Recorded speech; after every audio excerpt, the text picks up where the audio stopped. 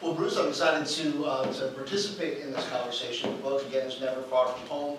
And it strikes me that this moment that we're in as a country right now, a lot of people are trying to figure out how do we get from here to our hoped for there. And that's very much, I think, what Never Far From Home is about. And how do we arrive there still authentic, right? So when you reflect on what you've seen change over the last, let's say 5 years, post-pandemic, and the environment for people who are trying to get from here to there, what's changed? What's more difficult? What's promising? I think there's been changes, right? I think you talk about George Floyd. As a result of that, you are very much aware all companies made all these pledges initially. However, many have gone unfulfilled. But I think there's been some companies that actually advanced those initiatives, particularly around DEI. It's just that now I'm starting to see companies pull back, right? I think some of the progress we've made in the last 5 years is starting to be moved in the opposite direction. So it's not as promising as it initially was post-George Floyd. So we're not in a good state. Sorry, I'm just trying to, if it's not one thing, so it's another. Oh, It's scrapping. well, why don't I just hold it? I'll hold it. Can you hear me? Yeah. Yeah, so it's not as promising, to be quite honest with you. Okay. So you spend a good portion of the first part of the book talking about family. And I started thinking about that deeply when it's almost like a whole section just about your father. And then later on you talk about different communities. I don't know to what extent it's intentional, but Noah at Hofstra, Okay. and then other communities that influence what's possible and what you're learning. What role does community, and family being that first community, play in setting up some of the challenges and opportunities that we face? I think family played a tremendous role, particularly when I started thinking about it personally. The women in my life was extremely important. It was my grandmother, it was my mother, and my aunt. Had it not been for them and realizing the struggle they went through, I probably would not have gone far. Let me give you by way of example. In high school, I participated in a program that was co-op program. Go to school 1 week, work 1 week. Poor decision academically, but it kept me off the streets. So it kept me out of trouble.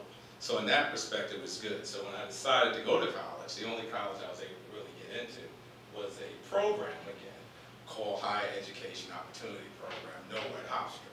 It's a program that was designed for students like myself who was academically and financially disadvantaged. But I had to complete a summer program. And 2 weeks within that summer program, I was ready to quit because I realized I wasn't ready for college academically. But I had to make 2 calls, one to my mother. I said, Mom, I'm leaving.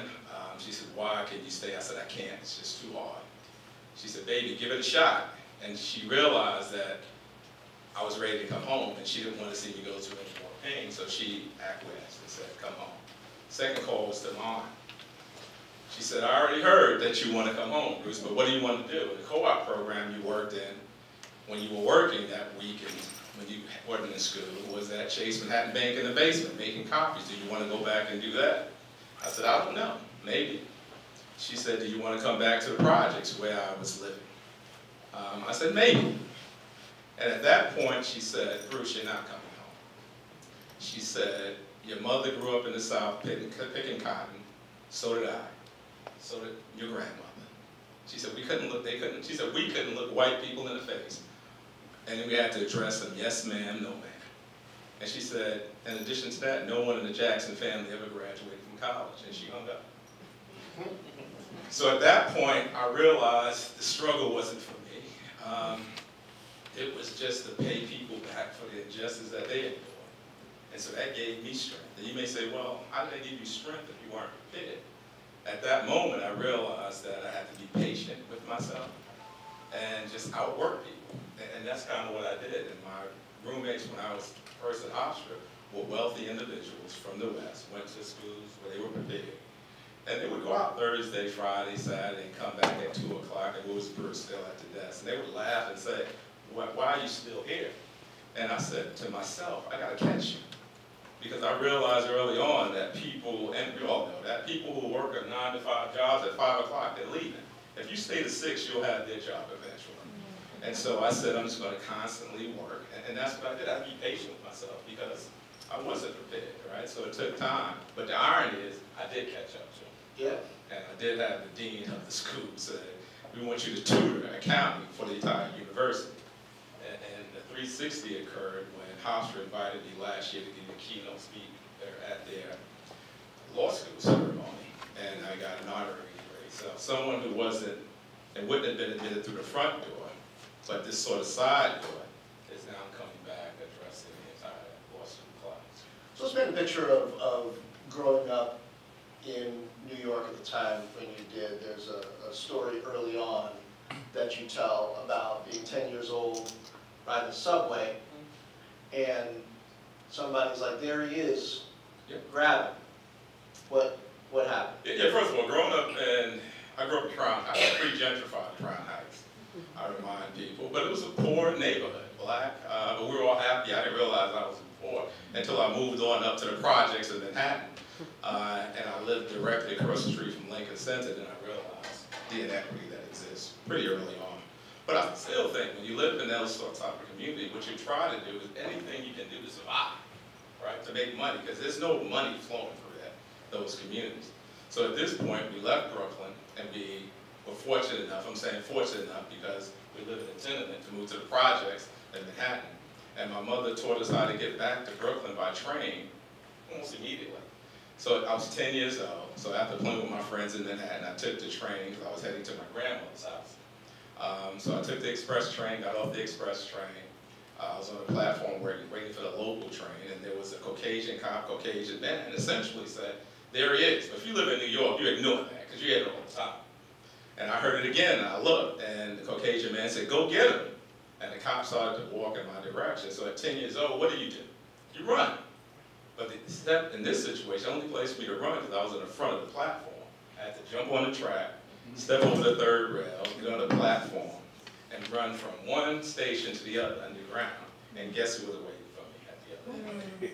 4 police officers. And they handcuffed me, took me to the notorious 72nd precinct, not far from my grandmother's house. And they said, I said, what did I do? They said, you robbed somebody, and witnesses would attest to that. Just say you did it. And for some reason, I'm crying because I'm 10. And I said, I didn't do it. They said, you did it.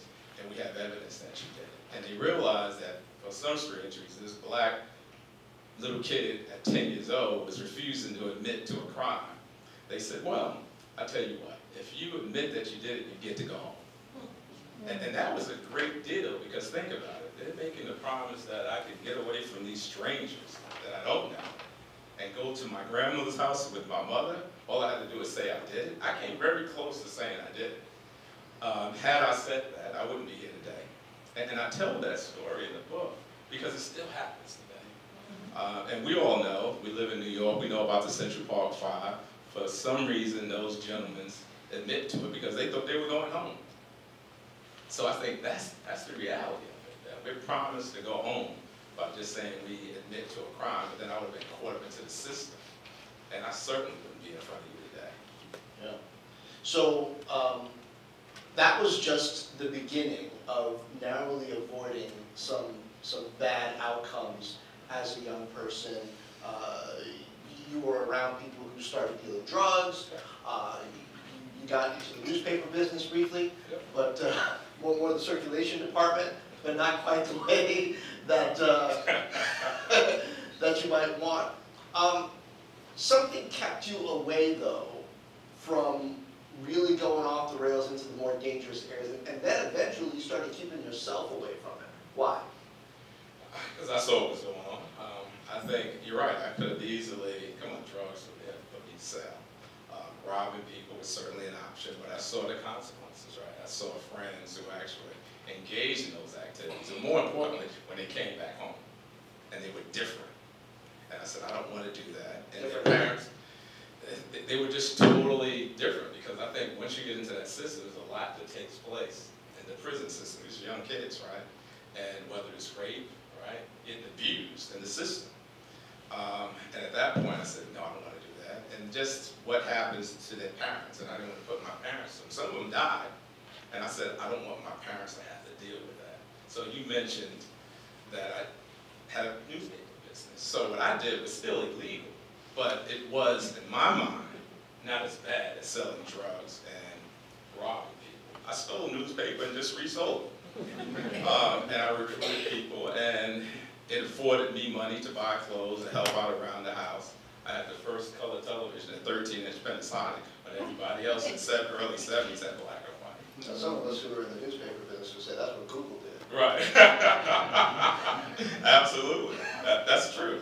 So I did things. There's no question about it. And you're right, my father came into my life. He was in and out of my life. But he came in at the right time, right? He said, stop selling those newspapers. Because we were going at it every day, every week. They drop it off at 5, we're there at 5:30 to pick it up. So eventually, again, that threat, he said, Bruce, you need to stop. If you don't stop, I'm going to take you to the police. But what he didn't think about when he said that the other people we were impacted, right? Because I was in business with a lot of other people, employing people. And eventually they said, hey, listen. I said, we got to stop. They said, stop. Who is he to you anyway, Bruce? He's not around.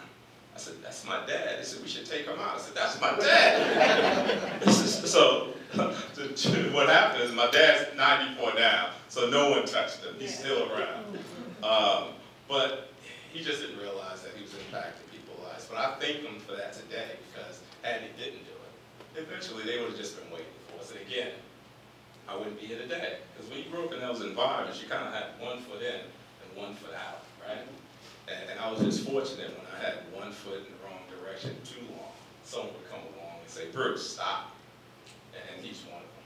Some of us came up not looking like the typical person matriculating into college, but had a strong support system of family, teachers, etc. You sort of had a mix, right? There was one teacher who asked you what your plans were, and you said, I guess I'll go to college. And oh, you're not, Bruce, you must be joking. You're not prepared for college.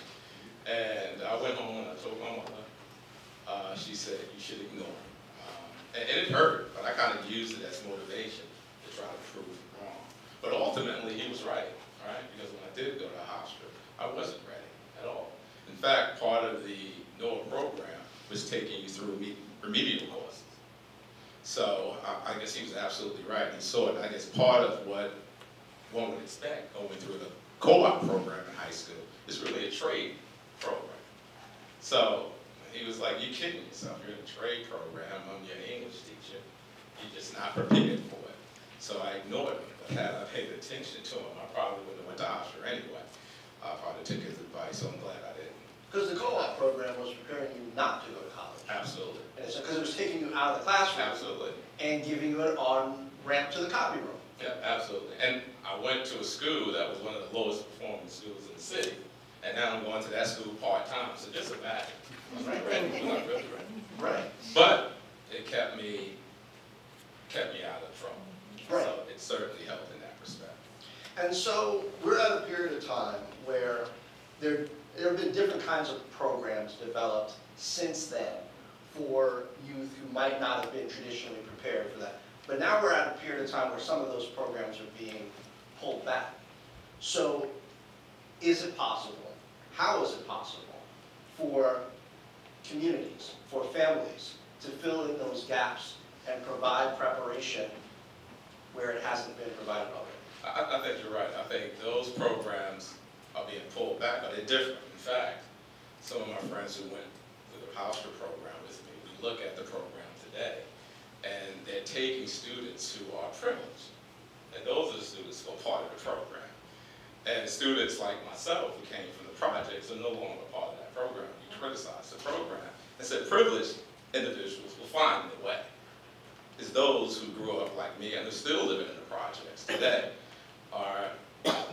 there's no opportunity for them right now, right? And I considering the environment that we're in, and we will be, and it's going to get worse, right?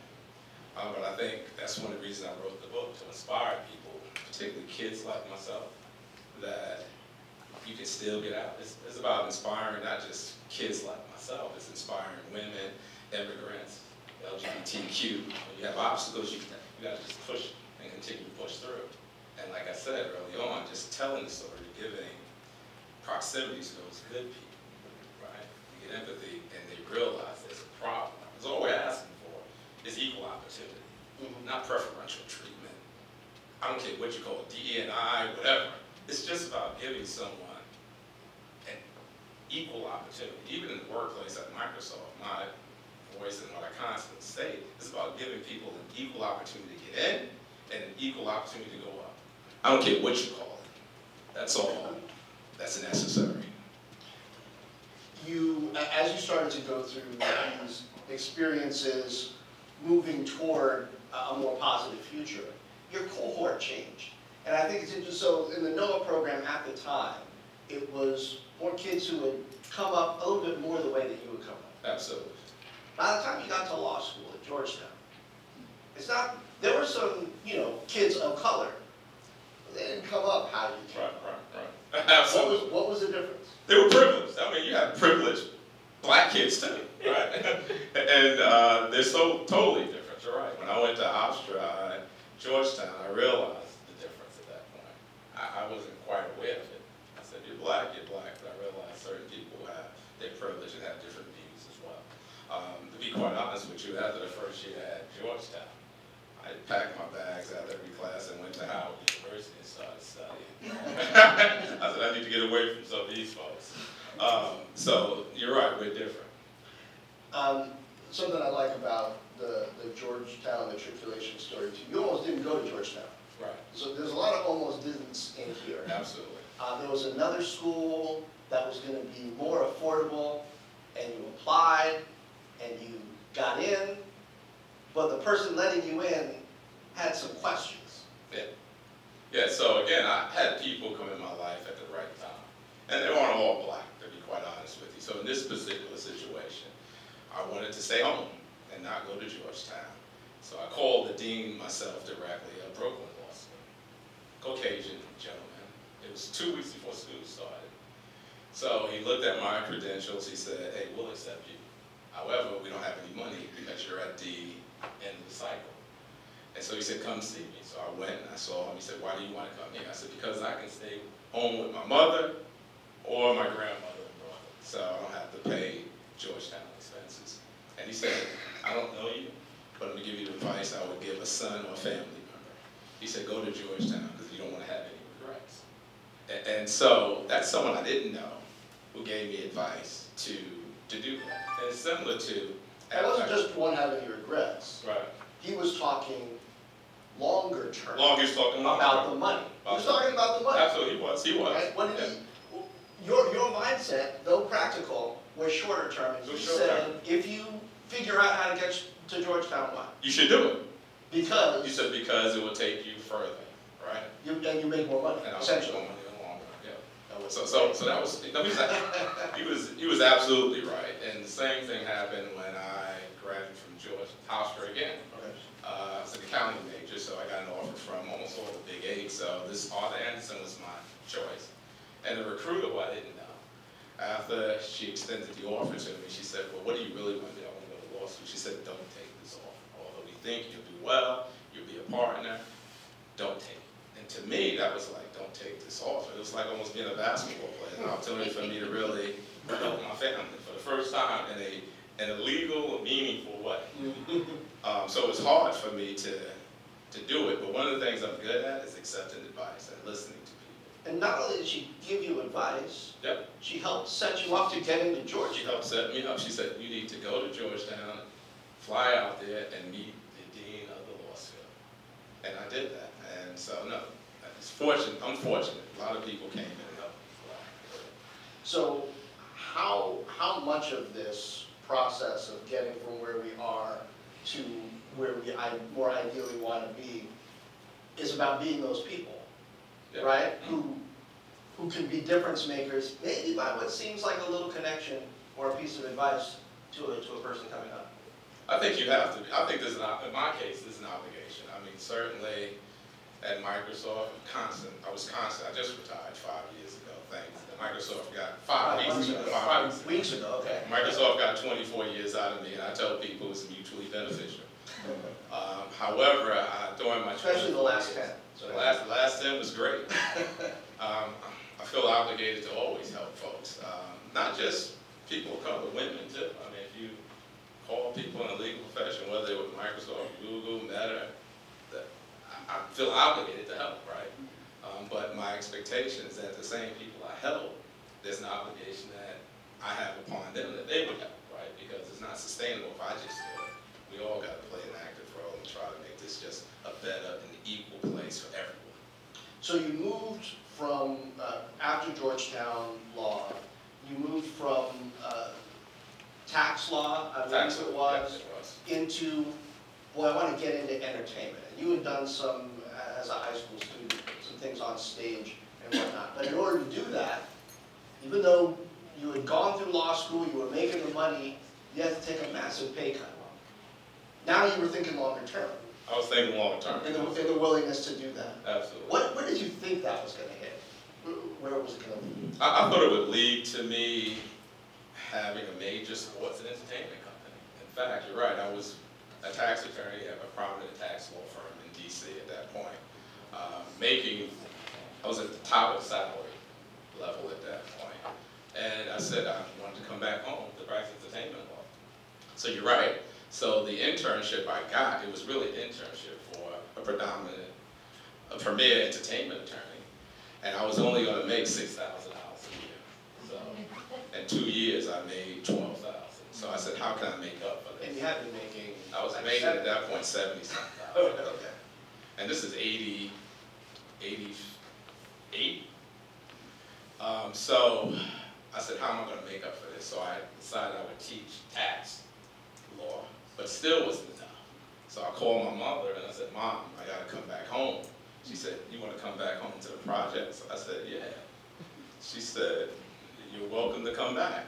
So I ended up moving back to the projects, teaching at the same time, and developing an entertainment practice. So those are the sacrifices I think people have to make, right? Yeah. I was not uncomfortable moving back to Mom, because Mom takes care of me, right? And I was familiar with some of the people who were still in the project, so it was a big stretch for me.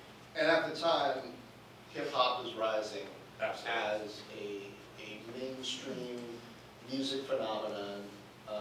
Pete Rock and C.L. Smooth, Yep. well-known act. You end up linking up with Pete Rock, and now he's got this lawyer who lives in the projects. That's kind of cool. Yeah, well, they feel that unlike most entertainment attorneys, I thought at that point I could negotiate with the best of them. I had an accounting background, and I had a tax background, and most entertainment attorneys didn't have all that. So I came with something special. I like to think I came with something special. And then on top of that, I could relate to you. You live in the project. I live in the project. And I understand the music. Yeah. So on top of all the professional criteria, you're like my brother. And when I went to Pete's house, to be quite honest with you, Pete at that point was the top producer in the country. It was either Pete Rock or Dr. Dre. And so someone said, Pete's looking for an attorney. So I had to go visit his family. They're from Jamaica, but they lived in Mount Vernon. And so I sat down with his mother and his father and his brother.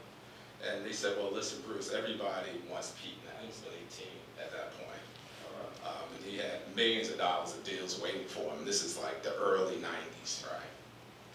And they said, everyone wants to represent him. People who don't look like him, people who haven't been around him. His father said, and brother said, hey, we didn't raise our brother to be 18 years old and pass him to someone who don't look like us. They said, are you up for the task? I said, yeah, I'm up for it. And that's how I got Pete. And he and I still have a great relationship. In fact, he's up for a Grammy with Common now. And he said, hey, Bruce, we need you to be a part of the team again. I'm like, I'm 5 weeks out. Give me some time to figure out what I'm going to do, but I will give you the advice that you need down there so you can be a part of your team. So you also tried to branch into sports once you got the foothold in music. but that was hard. Why was that? Sports hard. Sports, a lot of these agents, they get these athletes really in high school. I mean, we flew out to meet with the Ward family, Charlie Ward, going back. If you look at him, he's a Heisman Trophy winner. They lived in Georgia. We knew they were going to go with someone of color. They made that clear. And they said, however, we would entertain you, but you still have the experience. Then we went to Mashburn out in Kentucky, and met with his family. His family was impressed, but he was kind of already engaged with an agent from high school. So when we realized that, we said, hey, we can't play this game. Music is a lot easier, and that's what we started with. Given that experience, what do you think about what Jay-Z has been able to do with rock? I think it's incredible what he's done in terms of ownership, just as an artist and venturing into all these various businesses. But he's one of very few who've been able to do that, right? But I give him a lot of credit. He's certainly an example that others are looking at to try to emulate, which is good, right? It's just like LeBron. When I look at LeBron, I look at him more than a basketball player. I look at what he's doing from a financial standpoint, bringing his friends along, that others are now trying to emulate it. So I think those are good things. And there's another sort of bringing people along. There's a portion where you talk about once you have traction in the music business, there are some other people, right, who were used to getting sent their piece of the business. Maybe not people of color, but you were like, no, I know some people who might not have the resume that this person has, Yep. but they're capable. And they're from an underrepresented group, and I'm going to work them into this process. How does that both line up with the politics and the culture of the moment that we're in now?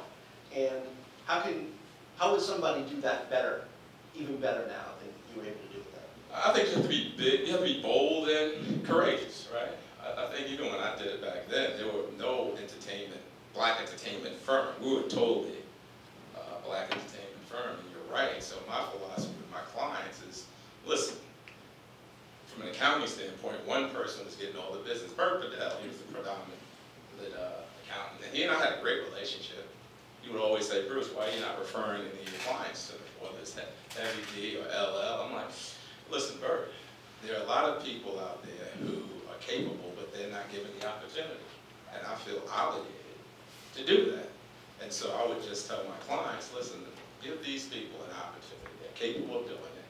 Give them an opportunity. Because I know how difficult it was for me to even get the clients.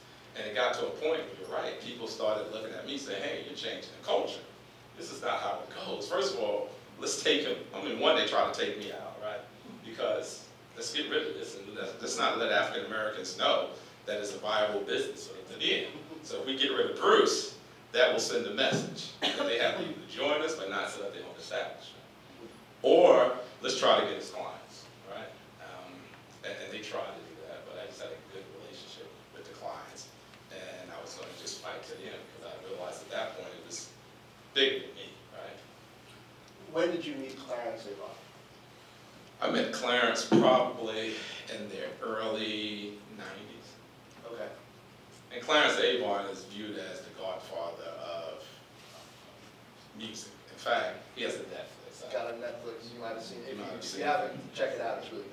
And Clarence would just constantly give me advice. In fact, when I was trying to make a decision to leave the entertainment practice to go to Microsoft, and one of the reasons I did that, I tell people that to be strategic about their career.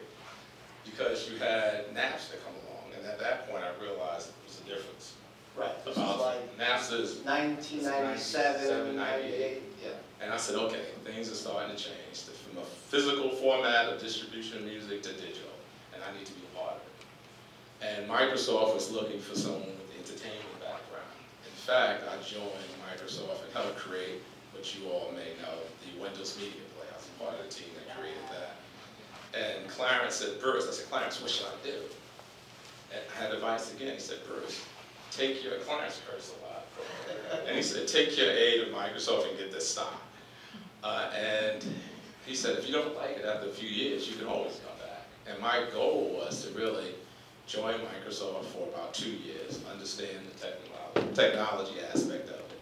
So I would have a competitive advantage over all the other attorneys, and not just the attorneys, but the executives in the music industry. because they didn't know technology. However, after 2 years, the industry kind of collapsed because they didn't really embrace technology.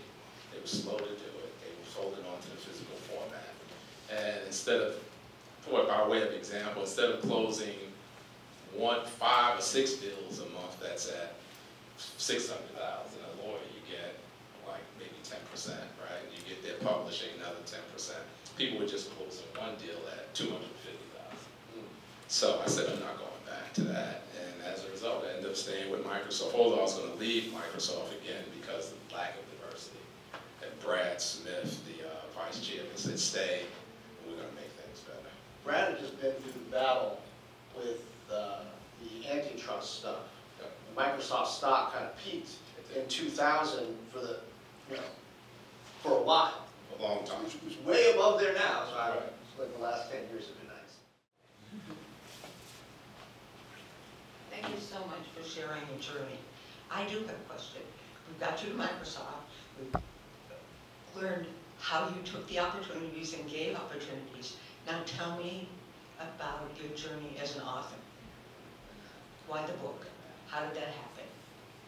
I was asked to write a book several times by some former entertainment clients. And I said, no, I'm not ready to write a book. So this time what he did, to be quite honest with you, he put me on the phone with a major agent. And the agent said, listen, you should write a book. I heard about your story. I think it'd be an incredible story. And so from that point, we went through writing a proposal, right? And the agent then shopped it to a lot of major publishing houses, and we ended up thinking Simon & Schuster was the right one. And from that point, you write it, they give you the advance, you have 7 weeks to finish it after the proposal. And then they put you on the shelf for a year. because it's a cycle, right? And then it's your time up, and then they release it. But really, it was to write it to inspire young people like myself in my community. And then having a conversation with Brad, he said, Bruce, it's going to inspire many more people than that. And so I agree with him. Thank you. Good afternoon. My education and experience matches your conclusion that individuals can make a complete and profound difference in people's lives who are struggling to climb. Can you talk a little bit about how we can facilitate that happening? How do we institutionalize that? How do we spread that around? I think part of it is getting more people to tell their story. One of the things I try to encourage too, people like myself who made it, they're afraid to tell their story. They are. And one of the things I'm trying to inspire them is that it's safe to do it. I didn't get fired. Now, does people look at me differently? People are like, oh, you're one of them? We thought you were different. That's kind of nice. Yeah, it's kind of nice. And I'm like, so I try to encourage others like myself to just share their story and go back. Because one of the things that we do not do, even when I speak to people in rural America, and they're like, Bruce, I'm not black, but I feel and share the same struggle you have in our rural communities. I said, yeah, I want to inspire you. But I said, let me ask you something. You made it. Do you go back? He said, no, we don't go back. So I said, the kids in rural America don't get to see people like you, like people in urban America. We don't go back as much as we should. So they don't get to see us, right? And if they do, they think we're the exception. It's not until I meet with them and tell them my background, they say, God, you're like our brother, our uncle. You're like us. So if you did it, okay, how would you do it now?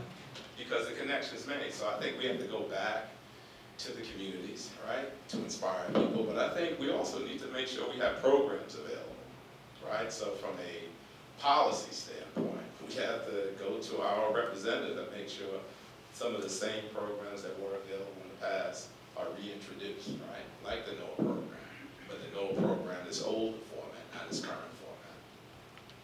But it may be, there's a purpose for everything, right? Things just don't happen by accident. I don't want to get too political. That's another discussion we can have. Hello. I know that in the book you talk about your time when you first go out to Seattle and you first joined Microsoft and how you were, sorry if I'm misquoting this, I think you were one of 4 African-American attorneys at the time. anybody here? So this was going to be like just like a bit of like a two-part question. I just wanted to ask you, could you elaborate more about your initial experience kind of moving across the country into this corporation that is, you know, there's only a few of you in the department, and then as well as, I know a big theme throughout the book is your efforts with diversity, equity, inclusion in, you know, the corporate space at Microsoft, and all of the work that you did over the years to make it a much more inclusive place than when you first got there. So the second part of the question is, can you just elaborate more about your efforts and how you kind of navigated, you know, your diversity, equity, and inclusion efforts while at Microsoft as well? Right, I think so. You're right. I was the third African American attorney hired at Microsoft. But by the time I joined, it was only one there, so it was only two of us for a period of time. And after about 2 years, I said to Brad, who was now the vice chair, I said, listen, Brad, I'm leaving. He said, why? I said, there's no black people here. There's no black people at Microsoft. There's very few black people in Seattle. And he said, God, you should have really lived in Seattle. I lived at Redmond, Washington, which is right across, right where the campus is located. He said, you should have moved to Seattle. I said, well, it's too late. I'm leaving. I'm not negotiating with you. He said, well, listen, Bruce, let's get you back to New York, which is what he did. So I give him credit for that, right? He listened and he acted. And he said, I promise we're going to make this place better. So what I did, I just took him to his word, right? So I just said, okay, you want to make it better? I'm not going to let you make it better on your own. So at that point, yeah, I would recruit as many people as I know from New York who would practice entertainment law or not. I would recruit people. In fact, let me tell you, the team that I had, first of all, I'm all about everyone getting an opportunity. But one of the teams I had was we managed $15 billion. So it was $20 billion. And the team was made up of 15 women, which 7 were African Americans. We had 3 African American males, 2 Latino males, 2 Caucasian males, and 2 Asian males. That was the team, and me leading the team. And I didn't really do the hiring. It's about me setting the culture, and my team did the hiring. In fact, one of my Caucasian leads from Fargo, he had 4 openings, and he hired 4 African Americans. So it's really about establishing a culture, and the team knows what's a priority to you. And it's not about excluding anyone, it's about just giving people an opportunity to be included, right, in the process. So we didn't exclude anybody. It was like we said, we're going to have a women and minority in every slate, and we're going to hire the best possible candidate. And that's what we did. It was not an intent to exclude, but to include. And so that's what we did. And Microsoft knew what was going on.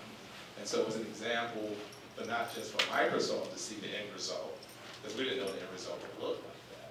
But it was also externally, people at Google, Meta saying, hey, how did you do that? You want to get fired? People internally said, you're going to be fired. Well, fired? You're going to fire? No, Microsoft is not going to do that because we're helping Microsoft meet its numbers. And Microsoft looked good, not just internally, but to the rest of the industry. Hi, Bruce. Thank you for today. This is wonderful. I'm very much looking forward to reading your book.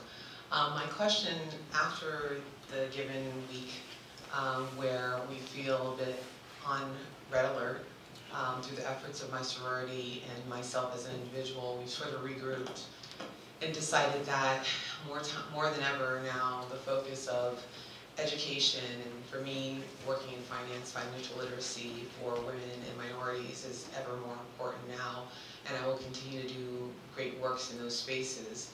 Where do you think the greatest impact can be placed to protect those who are marginalized and who are vulnerable under this next administration that could be, you know, sort of keep us stable until we can get better and preserve the efforts that we've made so far?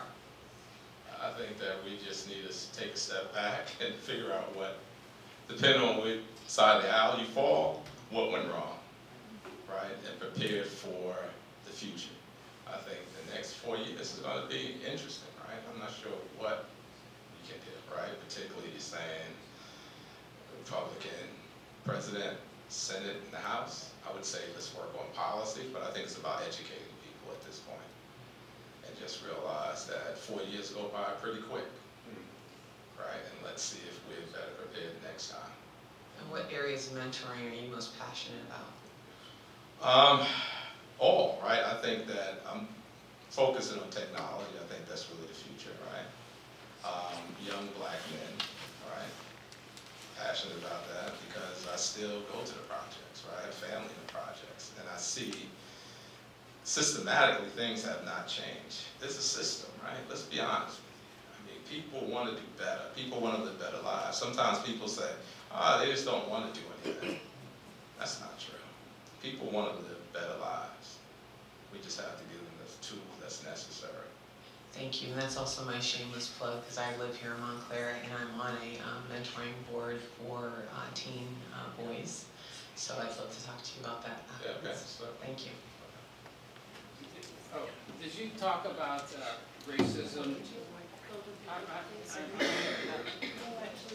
Okay, I'm If you sorry. wouldn't mind. You can give them the mic. Yeah, I will.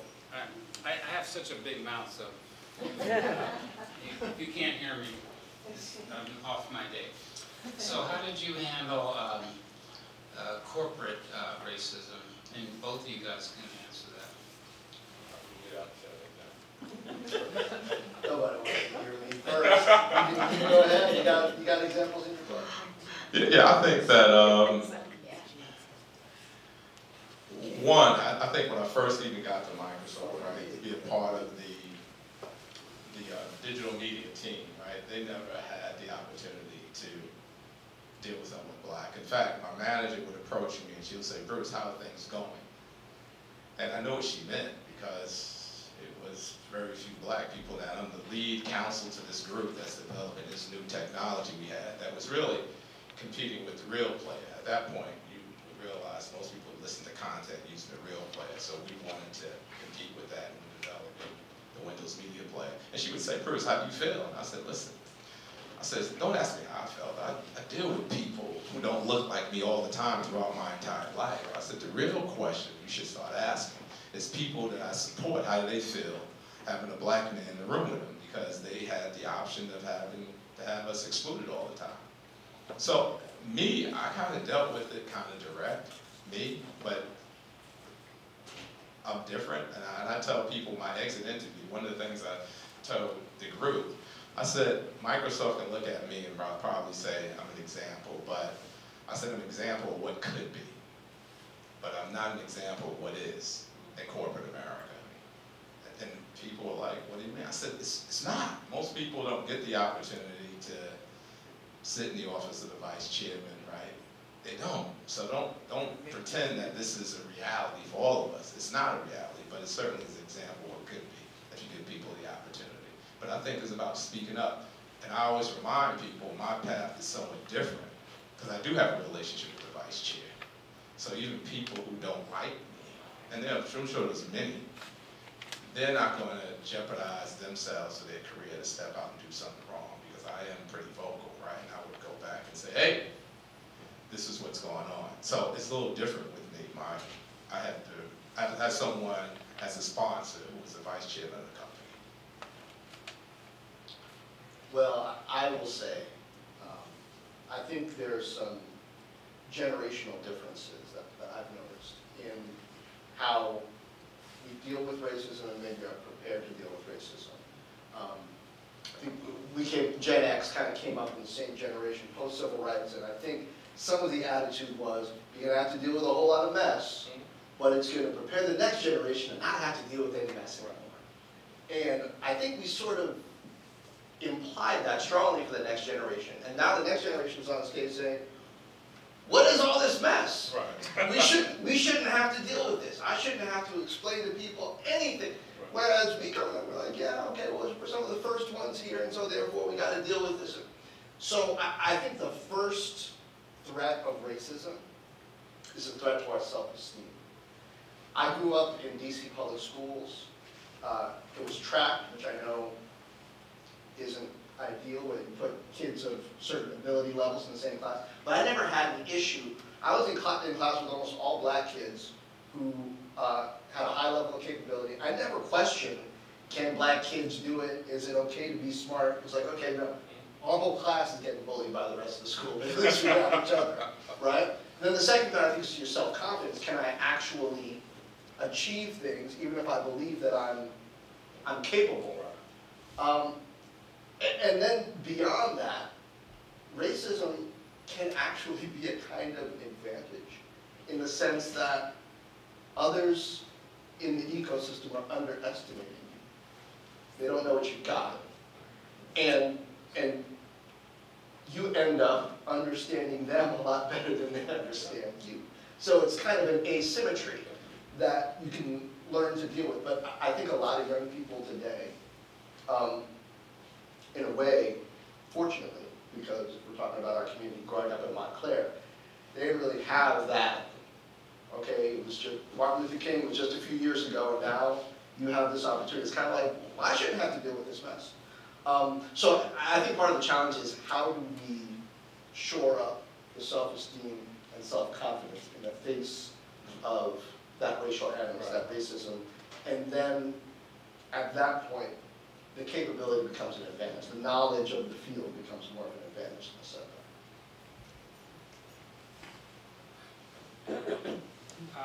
Yeah, I just have another question. Let's see if someone else has another question first.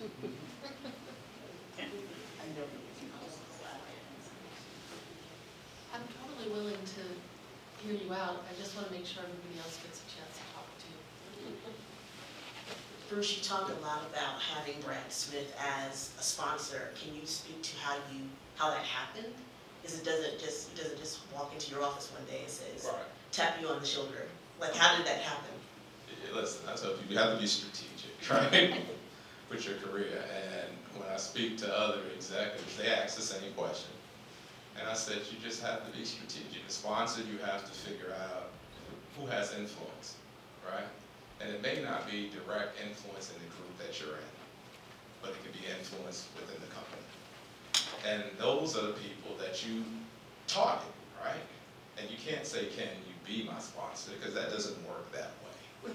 But you find out what some of their priorities are from an organization standpoint and figure out how you can help them. And so with Brad, when Brad first was appointed, he was the general counsel first. After Bill stepped down and Steve Ballmer became the CEO, Brad became the general counsel. And at the very first meeting, I walked up to him and said, hey, listen, I'm new here as well. He wasn't new, but I said, I'm new, but I'm willing to help you any way I can, so let me know how I can help you. And so that's kind of how it started, our relationship. And then he would sometimes come to me if he has questions, because he just thought like this guy would ask questions, answer questions, any questions I had. And sometimes it would say some of my leaders, people are sometimes afraid of leadership, and I just never was. Because I said, what's the worst thing that can happen? I'll just go back to where I came from, but with the knowledge that I have. And even when it came time for promotion, I remember Brad came to New York to have a discussion with all the major general counsels in New York. I said, can I have a moment with you? I said, it's not about Microsoft. He said, all right, sure. So he stopped by the office. He said, well, what is it, Bruce? I said, Brad, this is not about Microsoft. This is about me. He said, what? Well, what is it? I said, well, some of my colleagues in Redmond, I was back in New York at this point, are getting promoted at a different rate. And I haven't gotten promoted at the same rate.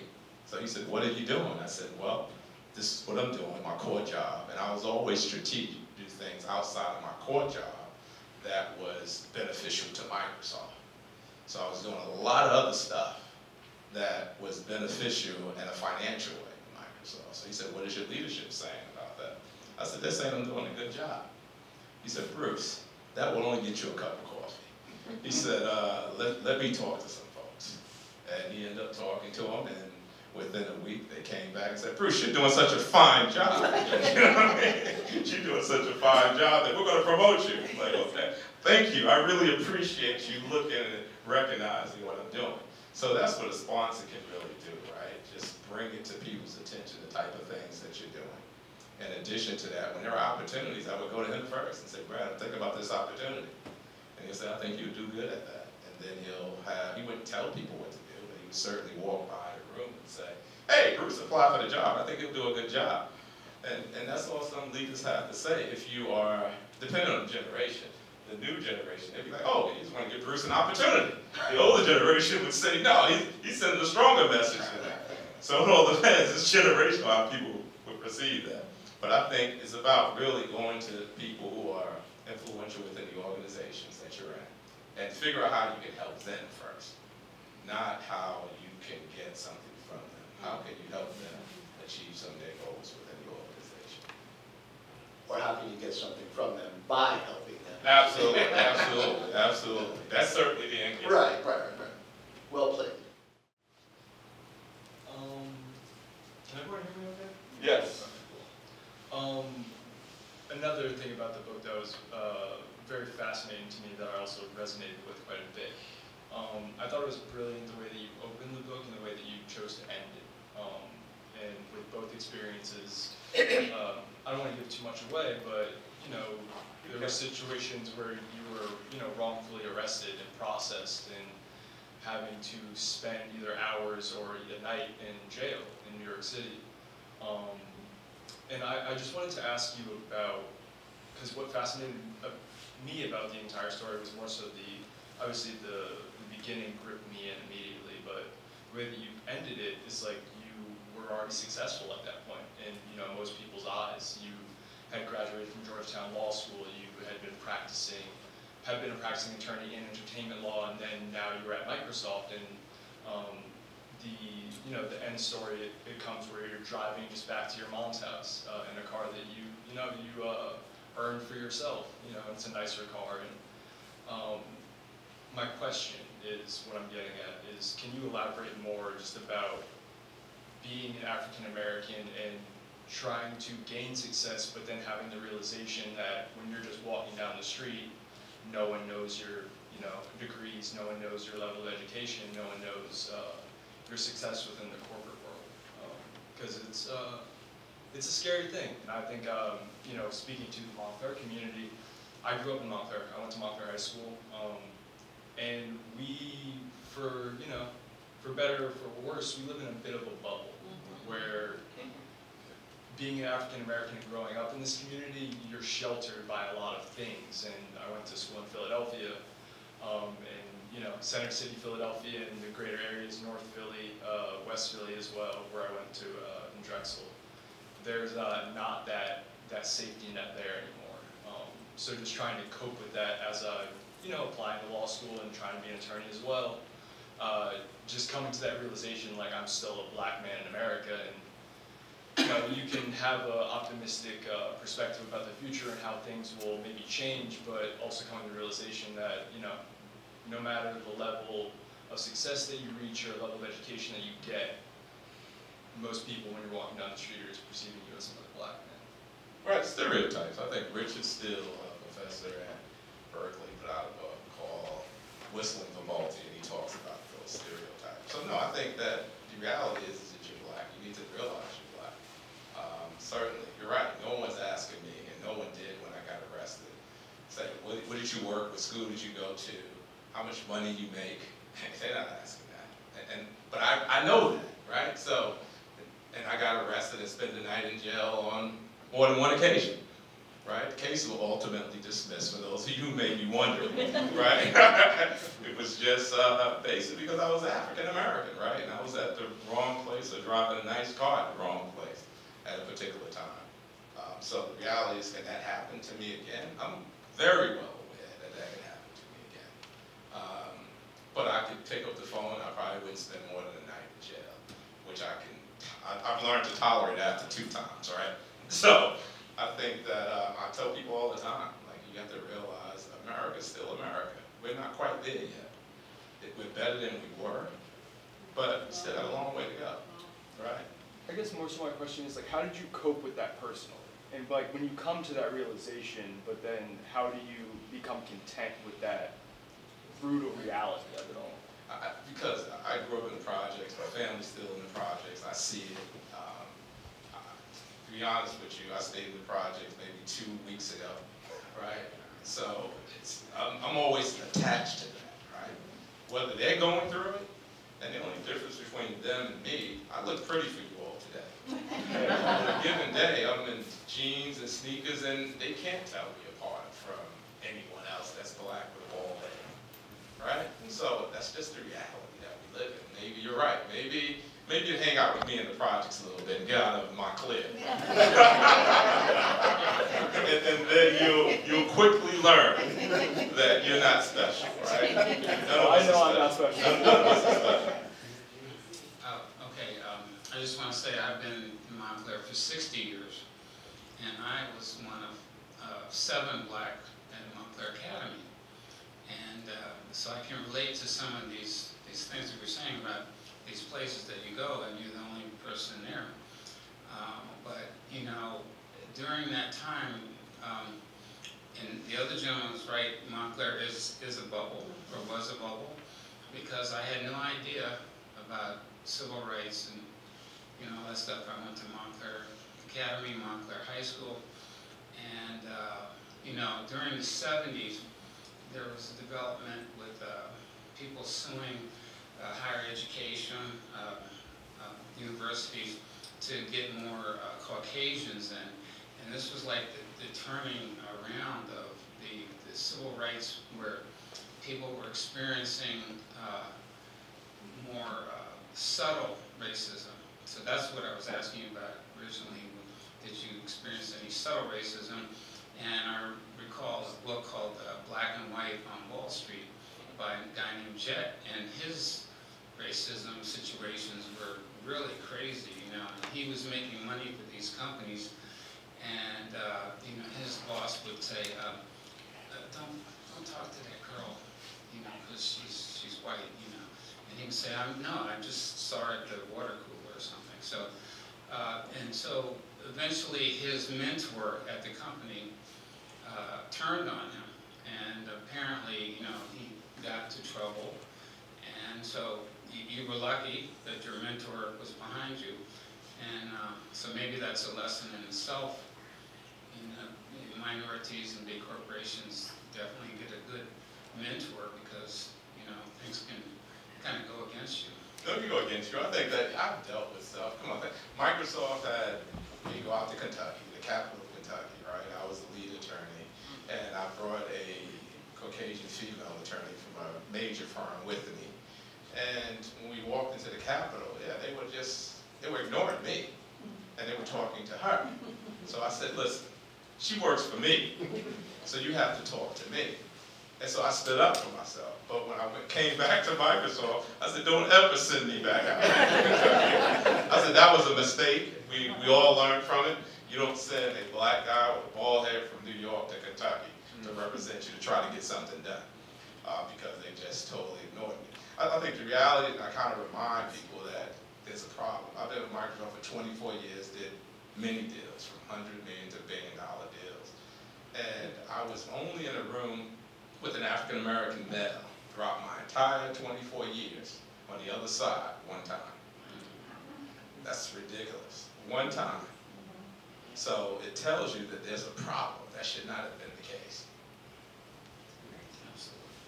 I guess part of what this also goes to is what it is and the experiences that led up to now that causes you to be able to release the pain of these incidents and not for it to, you know, get into your bloodstream.